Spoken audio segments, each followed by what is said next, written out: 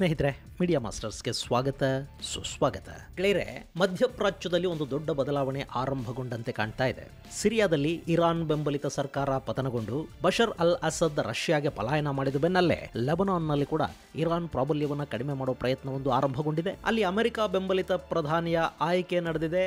ಆತನ ಆಯ್ಕೆ ಖಚಿತವಾದ ಬೆನ್ನಲ್ಲೇ ಲೆಬನಾನಿನ ಆರ್ಥಿಕ ಅಭಿವೃದ್ಧಿಯ ಬಗ್ಗೆ ಮಾತಾಡಿದ್ದಾರೆ. ಜೊತೆಗೆ ಇಸ್ರೇಲ್ ಅನ್ನ ಸಂಪೂರ್ಣವಾಗಿ ಲೆಬನಾನ್ನಿಂದ ಹೊರಹಾಕೋದಾಗಿ ಆತ ಅಬ್ಬರಿಸಿದ್ದಾರೆ. ಆದ್ರೆ ಈ ಆಯ್ಕೆ ಅಲ್ಲಿನ ಹೆಜ್ಬುಲ್ಲಾಗಳಿಗೆ ಇಷ್ಟ ಆಗ್ತಾ ಇಲ್ಲ. ಹೆಜ್ಬುಲ್ಲಾನ ಮಟ್ಟ ಹಾಕೋದಿಕ್ಕೆ ಅಂತಲೇ ಅದರ ವಿರೋಧಿಗಳು ಈ ಮನುಷ್ಯನನ್ನ ಪ್ರಧಾನಿ ಪಟ್ಟಕ್ಕೆ ಕೂರಿಸ್ತಾ ಇದ್ದಾರೆ ಅಂತ ಹೆಜ್ಬುಲ್ಲಾ ಭಾವಿಸ್ತಾ ಇದೆ.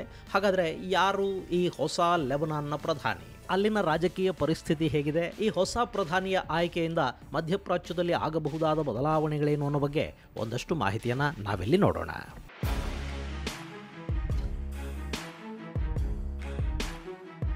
ಗೆಳೆಯರೆ, ಹಮಾಸ್, ಹೆಜ್ಬುಲ್ಲಾ, ಹೌತಿ ಮುಂತಾದ ಶತ್ರುಗಳ ಜೊತೆ ಸದಾ ಹೋರಾಟ ಮಾಡೋ ಇಸ್ರೇಲ್ ತನ್ನ ಅಕ್ಕಪಕ್ಕದ ಸಿರಿಯಾ, ಲೆಬನಾನ್ಗಳಲ್ಲಿ ಹಾಗೆ ಇರಾನ್ನಲ್ಲಿ ಅಧಿಕಾರ ಬದಲಾವಣೆ ಆಗದೇ ಇದ್ರೆ ತನ್ನ ಸಮಸ್ಯೆಗಳು ಬಗೆಹರಿಯೋದಿಲ್ಲ ಅಂತ ಭಾವಿಸುತ್ತೆ. ಹೀಗಾಗಿ ಈ ಹಿಂದಿನಿಂದಲೂ ಇಸ್ರೇಲ್ನ ಪ್ರಧಾನಿ ನೆತನ್ಯಾಹು ಸಿರಿಯಾ ಹಾಗೂ ಲೆಬನಾನ್ಗಳಲ್ಲಿ ಅಧಿಕಾರ ಪಲ್ಲಟದ ಪ್ರಯತ್ನವನ್ನ ಮಾಡುತ್ತಲೇ ಬರ್ತಾ ಇದ್ರು. ಈಗ ಸಿರಿಯಾದಲ್ಲಿ ರಷ್ಯಾ ಮತ್ತು ಇರಾನ್ ಬೆಂಬಲಿತ ಬಶರ್ ಸರ್ಕಾರ ಇಲ್ಲ. ಹಾಗೆ ಲೆಬನಾನ್ ಆಡಳಿತದಲ್ಲಿ ಕೂಡ ದೊಡ್ಡ ಬದಲಾವಣೆ ಆಗಿದೆ. ಅಲ್ಲಿ ಇದೇ ಜನವರಿ ತಿಂಗಳಲ್ಲಿ ಹೊಸ ಅಧ್ಯಕ್ಷರ ಆಯ್ಕೆಯಾಗಿದೆ. ಅದರ ಬೆನ್ನಲ್ಲೇ ಲೆಬನಾನ್ನ ಪ್ರಧಾನಿ ಕೂಡ ಬದಲಾಗಿದ್ದಾರೆ. ಇಂಟರ್ನ್ಯಾಷನಲ್ ಕೋರ್ಟ್ ಆಫ್ ಜಸ್ಟಿಸ್ನ ಅಧ್ಯಕ್ಷ ನವಾಫ್ ಸಲಾಂ ಲೆಬನಾನ್ನ ಹೊಸ ಪ್ರಧಾನಿಯಾಗಿ ಆಯ್ಕೆಯಾಗಿದ್ದಾರೆ.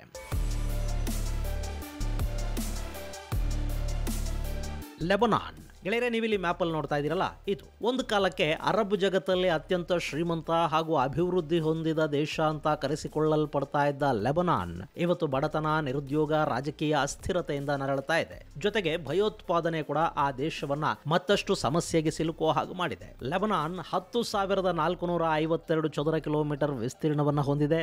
53,64,482 ಜನ ಇಲ್ಲಿ ವಾಸ ಮಾಡ್ತಾರೆ. ಒಂದು ಕಡೆ ಮೆಡಿಟರೇನಿಯನ್ ಸಮುದ್ರ, ಮತ್ತೊಂದು ಕಡೆ ಮಗದೊಂದು ಕಡೆ ಇಸ್ರೇಲ್ನ ಗಡಿಯಾಗಿ ಹೊಂದಿರುವ ಲೆಬನಾನ್ ಈ ಎರಡೂ ದೇಶಗಳ ಕಾರಣಕ್ಕೇನೆ ಈಗ ಸಮಸ್ಯೆಯ ಸುಳಿಯಲ್ಲಿ ಸಿಲುಕಿರೋದು. ಲೆಬನಾನ್ ಒಂದು ಕಾಲಕ್ಕೆ ಆಟೋಮನ್ ಟರ್ಕರ ಆಳ್ವಿಕೆಯಲ್ಲಿತ್ತು. ಮೊದಲ ವಿಶ್ವ ಯುದ್ಧದ ಸಮಯದಲ್ಲಿ ಈ ಭೂಭಾಗವನ್ನ ಫ್ರಾನ್ಸ್ ತನ್ನ ವಶಕ್ಕೆ ತಗೊಳ್ತು. 1943ರಲ್ಲಿ ಲೆಬನಾನ್ ಸ್ವತಂತ್ರಗೊಳ್ತು. 46ರಲ್ಲಿ ಫ್ರೆಂಚ್ ಸೇನೆ ಅಲ್ಲಿಂದ ವಾಪಸ್ ಹೋಯ್ತು. ಹೀಗೆ ವಾಪಸ್ಸು ಹೋಗೋ ಮೊದಲು ಇಲ್ಲೊಂದಷ್ಟು ಸಮಸ್ಯೆಗಳನ್ನ ಸೃಷ್ಟಿ ಮಾಡಿ ಫ್ರಾನ್ಸ್ ಇಲ್ಲಿಂದ ಎದ್ದು ಹೋಗಿತ್ತು. ಅದರಲ್ಲಿ ಒಂದು ಜಿತನ ಆಬಾದಿ ಉತನ ಹಕ್ ಅನ್ನೋದು. ಅಂದ್ರೆ ಅಲ್ಲಿ ಎಷ್ಟು ಜನಸಂಖ್ಯೆ ಇದೆಯೋ ಅದರ ಆಧಾರದ ಮೇಲೆ ಅಧಿಕಾರವನ್ನ ಹಂಚಿಕೆ ಮಾಡೋದು, ಆಡಳಿತದಲ್ಲಿ ಪ್ರಾತಿನಿಧ್ಯವನ್ನ ಕಲ್ಪಿಸಿಕೊಡೋದು. ಈ ಲೆಬನಾನ್ ನಲ್ಲಿ ಸುಮಾರು 67% ಮುಸ್ಲಿಮರು ಇದ್ದಾರೆ. ಅದರಲ್ಲಿ 31% ಶಿಯಾಗಳಿದ್ರೆ 32% ಸುನ್ನಿಗಳಿದ್ದಾರೆ. ಇನ್ನುಳಿದಂತೆ ಅಲಾವಿ ಹಾಗೂ ಇಸ್ಮೈಲಿಗಳಿದ್ದಾರೆ. ಶಿಯಾ ಪಂಗಡವನ್ನೇ ಹೋಲುವ ಡ್ರೂಸ್ ಜನಾಂಗ ಸೇರಿ ಸುಮಾರು 18 ಪಂಗಡಗಳ ಮುಸ್ಲಿಮರಿದ್ದಾರೆ. ಇನ್ನು 32% ಇಲ್ಲಿ ಕ್ರೈಸ್ತರಿದ್ದಾರೆ.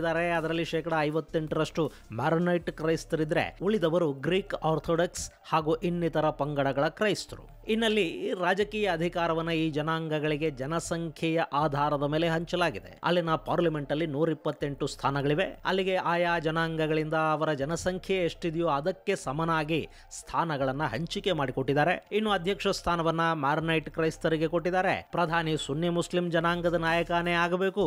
ಹಾಗೆ ಲೋಕಸಭೆಯ ಸ್ಪೀಕರ್ ಹುದ್ದೆಗೆ ಶಿಯಾ ಜನಾಂಗದಿಂದ ಆಯ್ಕೆ ಮಾಡಲಾಗುತ್ತೆ. ಇಲ್ಲಿ ಯಾವುದೂ ಬದಲಾಗುವುದಿಲ್ಲ. ಇನ್ನು ಈ ಸೆಕ್ಟೇರಿಯನ್ ರಾಜಕಾರಣ ಇದೆ ನೋಡಿ, ಇದು ಲೆಬನಾನ್ ಅಭಿವೃದ್ಧಿ ಹೊಂದೋದಕ್ಕೆ ಸಾಧ್ಯವಾಗದ ಪರಿಸ್ಥಿತಿಯನ್ನ ನಿರ್ಮಾಣ ಮಾಡಿದೆ. ಆಯಾ ಜನಾಂಗದ ನಾಯಕರು ಕೇವಲ ಜನಾಂಗಗಳ ಬಗ್ಗೆ ಯೋಚನೆ ಮಾಡ್ತಾರೆ ಹೊರತು ದೇಶದ ಬಗ್ಗೆ ಅಲ್ಲ. ಇನ್ನು ಆಯಾ ಕ್ಷೇತ್ರದಲ್ಲಿ ಅದೇ ಜನಾಂಗದ ನಾಯಕರು ಆಯ್ಕೆಯಾಗಬೇಕು. ಹೀಗಾಗಿ ಅಲ್ಲಿ ಕಾಂಪಿಟೇಷನ್ ಇರೋದಿಲ್ಲ. ಜನಾಂಗದ ಮೆಚ್ಚುಗೆಯನ್ನ ಗಳಿಸಿಬಿಟ್ರೆ ಸಾಕಾಗತ್ತೆ. ಸೊ ಭ್ರಷ್ಟಾಚಾರ ಅನ್ನೋದು ಭಾರಿ ಪ್ರಮಾಣದಲ್ಲಿ ಆಗ್ತಾ ಇರತ್ತೆ. ಜೊತೆಗೆ ರಾಜಕೀಯ ಅಸ್ಥಿರತೆ ಕೂಡ ಅಲ್ಲಿ ವಿಪರೀತ ಪ್ರಮಾಣದಲ್ಲಿದೆ. ಕಳೆದ 3 ವರ್ಷಗಳಿಂದ ಆ ದೇಶಕ್ಕೆ ಅಧ್ಯಕ್ಷನನ್ನು ಆಯ್ಕೆ ಮಾಡ್ಕೊಳ್ಳೋದಕ್ಕೆ ಸಾಧ್ಯ ಆಗಿರಲಿಲ್ಲ. 2022ರಿಂದ ಅಲ್ಲಿ ಅಧ್ಯಕ್ಷ ಹುದ್ದೆ ಖಾಲಿ ಇತ್ತು. ಮೊನ್ನೆ ಜನವರಿ 9ನೇ ತಾರೀಕು ಜೋಸೆಫ್ ಔನ್ ಅವರನ್ನ ಲೆಬನಾನ್ನ ಅಧ್ಯಕ್ಷರನ್ನಾಗಿ ಆಯ್ಕೆ ಮಾಡಲಾಗಿದೆ. ಈ ಜೋಸೆಫ್ ಔನ್ ಸೇನೆಯಲ್ಲಿ ಕೆಲಸ ಮಾಡಿದವರು. ಈ ಹಿಂದೆ ಲೆಬನಾನ್ ಸೇನೆ ಹಾಗೂ ಇಸ್ರೇಲ್ ನಡುವೆ ಒಂದು ಸಂಧಾನ ಆಯ್ತಲ್ಲ, ಅದರಲ್ಲಿ ಪ್ರಮುಖ ಪಾತ್ರ ವಹಿಸಿದ್ದವರು. ಅಮೆರಿಕಾದ ಮಾತು ಕೇಳ್ತಾ ಬರ್ತಿದ್ದಾರೆ. ಹೀಗಾಗಿ ಅಮೆರಿಕ ಜೋಸೆಫ್ ಔನ್ ಲೆಬನಾನ್ನ ಅಧ್ಯಕ್ಷರಾಗೋ ಹಾಗೂ ನೋಡಿಕೊಂಡಿದೆ. ಹಾಗೆ ಈಗಲ್ಲಿ ಪ್ರಧಾನಿಯಾಗಿ ನವಾಫ್ ಸಲಾಂ ಅವರನ್ನ ಆಯ್ಕೆ ಮಾಡಲಾಗಿದೆ.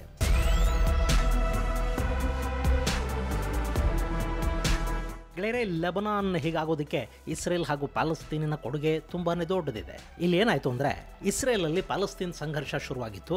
ಪ್ಯಾಲೆಸ್ತೀನ್ಗಾಗಿ ಹೋರಾಟ ಮಾಡ್ತಾ ಇದ್ದ PLO ಜೋರ್ಡಾನ್ ನಲ್ಲಿ ಆಶ್ರಯ ಪಡ್ಕೊಂಡಿತ್ತು. ಅಲ್ಲವರು ಜೋರ್ಡಾನ್ ಅನ್ನೇ ಪ್ಯಾಲೆಸ್ತೀನ್ ಮಾಡೋದಕ್ಕೆ ಹೋದ್ರು. ಹೀಗಾಗಿ ಜೋರ್ಡಾನ್ನ ಸರ್ಕಾರ ಈ PLO ನ ತನ್ನ ನೆಲದಿಂದ ಹೊರಹಾಕ್ತು. ಅವರು ಬಂದು ಈ ಲೆಬನಾನ್ ನಲ್ಲಿ ಆಶ್ರಯವನ್ನು ಪಡ್ಕೊಂಡ್ರು. ಅಲ್ಲಿಂದ ಹೊಸ ಸಮಸ್ಯೆಗಳು ಹೆಚ್ಚಾಗ್ತಾ ಹೋದವು. ಈ ಪ್ಯಾಲೆಸ್ತೀನಿಯರನ್ನ ಸುನ್ನಿ ಮುಸ್ಲಿಮರು ಸ್ವಾಗತಿಸಿದ್ರು, ಶಿಯಾ ಹಾಗೂ ಕ್ರೈಸ್ತರು ವಿರೋಧಿಸಿದ್ರು. ಸೆಕ್ಟೇರಿಯನ್ ಪಾಲಿಟಿಕ್ಸು, ಈ ಪರ ವಿರೋಧಗಳು ಅಲ್ಲಿ ನಾಗರಿಕ ಸಂಘರ್ಷಕ್ಕೆ ತಿರುಗಿದ್ರು. ಅದನ್ನು ನಿಯಂತ್ರಿಸುವುದಕ್ಕೆ ಲೆಬನಾನ್ ಸಿರಿಯಾದ ಸಹಾಯ ಪಡ್ಕೊಳ್ತು. ಮತ್ತೊಂದು ಕಡೆ ಪ್ಯಾಲೆಸ್ತೀನಿಗಳು ಲೆಬನಾನಿನ ದಕ್ಷಿಣ ಭಾಗದಲ್ಲಿ ನೆಲೆ ನಿಂತು ಇಸ್ರೇಲ್ ಮೇಲೆ ದಾಳಿ ಮಾಡೋದಕ್ಕೆ ಮುಂದಾದರು. ಇದರಿಂದ ಕೆರಳಿದ ಇಸ್ರೇಲ್ ಲೆಬನಾನಿನ ದಕ್ಷಿಣ ಭಾಗಕ್ಕೆ ಸೇನೆಯನ್ನು ನುಗ್ಗಿಸ್ತು. ಇಸ್ರೇಲಿ ಸೇನೆಗೆ ಅಲ್ಲಿ ಕ್ರೈಸ್ತ ಪಡೆಗಳು ಬೆಂಬಲವನ್ನು ಕೊಟ್ಟವು. ಲೆಬನಾನ್ ಯುದ್ಧ ಭೂಮಿ ಆಯಿತು.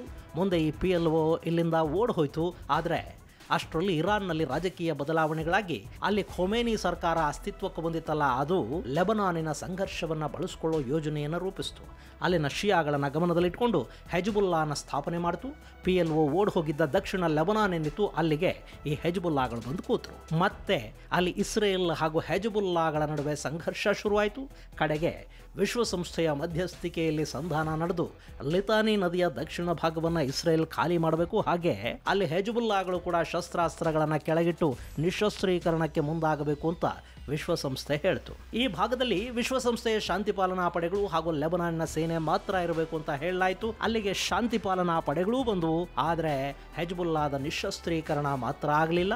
ಇಸ್ರೇಲ್ ಕೂಡ ಲೆಬನಾನ್ನಿಂದ ಪೂರ್ತಿಯಾಗಿ ಹೊರಗೆ ಹೋಗಲಿಲ್ಲ. ಮೊನ್ನೆ ಕೂಡ ಹಮಾಸ್ ವಿರುದ್ಧ ಇಸ್ರೇಲ್ ಯುದ್ಧಕ್ಕೆ ನಿಂತಾಗ ಹೆಜ್ಬುಲ್ಲಾಗಳು ಇಸ್ರೇಲಿನ ಮೇಲೆ ರಾಕೆಟ್ ದಾಳಿ ಮಾಡಿದ್ರು. ಪರಿಣಾಮ ಹೆಜ್ಬುಲ್ಲಾದ ಒಂದು ತಲೆಮಾರಿನ ಮಿಲಿಟರಿ ನಾಯಕತ್ವವನ್ನು ಇಸ್ರೇಲ್ ನಾಶ ಮಾಡಿದೆ. ಸದ್ಯಕ್ಕಲ್ಲಿ ಒಂದು ಕದನ ವಿರಾಮ ಒಪ್ಪಂದ ಜಾರಿಯಲ್ಲಿದೆ. ಇಂಥ ಲೆಬನಾನಿನ ಪ್ರಧಾನಿಯಾಗಿ ICJ ಅಧ್ಯಕ್ಷ ನವಾಫ್ ಸಲಾಂ ಬರ್ತಾ ಇದ್ದಾರೆ. ನವಾಫ್ ಸಲಾಂ ಲೆಬನಾನಿನ ರಾಜಕೀಯ ಕುಟುಂಬದಿಂದ ಬಂದವರು. ಅವರ ತಾತ ಸಲೀಂ ಸಲಾಂ ಬೈರೂತ್ ರಿಫಾರ್ಮ್ ಮೂವ್ಮೆಂಟ್ ನಾಯಕರಾಗಿದ್ದವರು. ಈತನ ಚಿಕ್ಕಪ್ಪ ಸಾಹೇಬ್ ಸಲಾಂ ಫ್ರೆಂಚರ ವಿರುದ್ಧ ಲೆಬನಾನ್ ನಡೆಸಿದ್ದ ಸ್ವಾತಂತ್ರ್ಯ ಹೋರಾಟದಲ್ಲಿ ಗುರುತಿಸಿಕೊಂಡಿದ್ದವರು. ಇನ್ನು ನವಾಫ್ ಕೂಡ ಹಾರ್ವರ್ಡ್ ಲಾ ಸ್ಕೂಲಲ್ಲಿ ಪದವಿ ಪಡ್ಕೊಂಡಿದ್ದಾರೆ. 2007ರಿಂದ 2017ರವರೆಗೆ ವಿಶ್ವಸಂಸ್ಥೆಯಲ್ಲಿ ಲೆಬನಾನಿನ ಕಾಯಂ ಪ್ರತಿನಿಧಿಯಾಗಿ ಕೆಲಸ ಮಾಡಿದ್ದಾರೆ. 2017ರಲ್ಲಿ ICJ ಅಂದರೆ ಇಂಟರ್ನ್ಯಾಷನಲ್ ಕೋರ್ಟ್ ಆಫ್ ಜಸ್ಟಿಸ್ನ ಅಧ್ಯಕ್ಷರಾಗಿ ಆಯ್ಕೆಯಾದರು. ಈತ ICJ ಅಧ್ಯಕ್ಷರಾಗ್ತಾ ಇರೋ ಲೆಬನಾನಿನ 2ನೇ ವ್ಯಕ್ತಿ. ಇನ್ನೂ ಅಧಿಕಾರಾವಧಿ 1 ವರ್ಷ ಬಾಕಿ ಇದ್ದಾಗಲೇ ಈಗ ಲೆಬನಾನಿನ ಪ್ರಧಾನಿಯಾಗುವ ಅವಕಾಶ ಈ ಸಲಾಂಗೆ ಬಂದಿದೆ. ಹೀಗಾಗಿ ICJ ಅಧ್ಯಕ್ಷ ಸ್ಥಾನಕ್ಕೆ ನವಾಫ್ ಸಲಾಂ ರಾಜೀನಾಮೆಯನ್ನು ಕೊಟ್ಟಿದ್ದಾರೆ. ಇನ್ನು ಮುಂದೆ ನವಾಫ್ ಲೆಬನಾನಿನ ಪ್ರಧಾನಿಯಾಗಿರ್ತಾರೆ.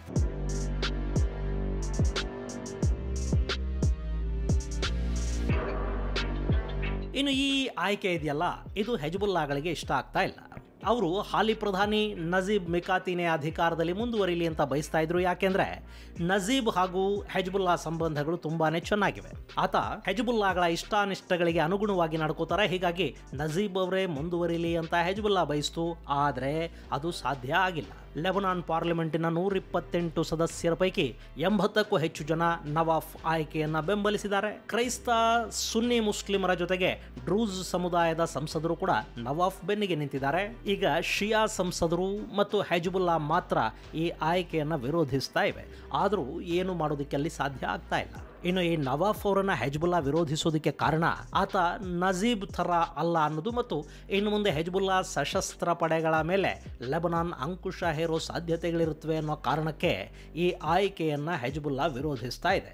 ಅದಕ್ಕೆ ತಕ್ಕ ಹಾಗೆ ನವಾಫ್ ಕೂಡ ಲೆಬನಾನಿನ ಆರ್ಥಿಕ ಅಭಿವೃದ್ಧಿ ನಮ್ಮ ಗುರಿ ಅಂತ ಹೇಳುವುದರ ಜೊತೆಗೆ ವಿಶ್ವಸಂಸ್ಥೆಯ ನಿರ್ಣಯದಂತೆ ಹೆಜ್ಬುಲ್ಲಾದ ನಿಶಸ್ತ್ರೀಕರಣಕ್ಕೆ ಒತ್ತು ಕೊಡೋದಾಗಿ ಹೇಳಿದ್ದಾರೆ. ಹಾಗೆ ನಮ್ಮ ನೆಲವನ್ನು ಆಕ್ರಮಿಸಿಕೊಂಡಿರೋ ಶತ್ರುಗಳು ಅಂದರೆ ಇಸ್ರೇಲಿಗರನ್ನ ಹೊರ ಹಾಕ್ತೀವಿ, ನಮ್ಮ 1 ಇಂಚು ಭೂಮಿಯನ್ನು ಮತ್ತೆ ವಶಕ್ಕೆ ಪಡ್ಕೋತೀವಿ ಅಂತ ಕೂಡ ಅಬ್ಬರಿಸಿದ್ದಾರೆ. ಇಸ್ರೇಲನ್ನು ಹೊರಹಾಕಬೇಕು ಅಂದರೆ ಹೆಜ್ಬುಲ್ಲಾದ ನಿಶಸ್ತ್ರೀಕರಣ ನಡಿಬೇಕು. ಅದನ್ನು ಮಾಡಿದರೆ ಲೆಬನಾನ್ನ ಆರ್ಥಿಕ ಪರಿಸ್ಥಿತಿ ಕೂಡ ಮತ್ತೆ ಸುಧಾರಣೆ ಆಗುತ್ತೆ. ಆದರೆ ಅದೆಲ್ಲವನ್ನು ಮಾಡೋದಕ್ಕೆ ನ್ಯಾಯಾಧೀಶನಿಗೆ ಸಾಧ್ಯವಾಗುತ್ತಾ ಅನ್ನೋದನ್ನು ಮಾತ್ರ ಕಾದು ನೋಡಬೇಕು. ಅಕಸ್ಮಾತ್ ಸಾಧ್ಯ ಆಗಿಬಿಟ್ರೆ ಮಧ್ಯಪ್ರಾಚ್ಯದ ಇನ್ನೂ ಒಂದು ದೇಶದಲ್ಲಿ ಇರಾನ್ನ ಪ್ರಭಾವ ಕಡಿಮೆ ಆದ ಹಾಗಾಗುತ್ತೆ. ಜೊತೆಗೆ ಮಧ್ಯಪ್ರಾಚ್ಯದ ಶಾಂತಿಗೆ ಕೂಡ ಇದು ಸಹಾಯಕ ಆಗುತ್ತೆ. ಆದರೆ ಇದು ಸಾಧ್ಯ ಆಗುತ್ತಾ? ಇದು $1 ಮಿಲಿಯನ್ ಪ್ರಶ್ನೆ. ಇದು ಗೆಳೆಯರೆ, ಲೆಬನಾನ್ ತನ್ನ ಹೊಸ ಪ್ರಧಾನಿಯನ್ನು ಆಯ್ಕೆ ಮಾಡಿಕೊಳ್ತಾ ಇರೋದರ ಕುರಿತಾದ ಒಂದಷ್ಟು ಮಾಹಿತಿ. ಮುಂದಿನ ಸಂಚಿಕೆಯಲ್ಲಿ ಮತ್ತಷ್ಟು ವಿಶೇಷಗಳ ಜೊತೆ ಮತ್ತೆ ಭೇಟಿಯಾಗೋಣ. ಅಲ್ಲಿವರೆಗೆ ಜೈ ಹಿಂದ್, ಜೈ ಕರ್ನಾಟಕ.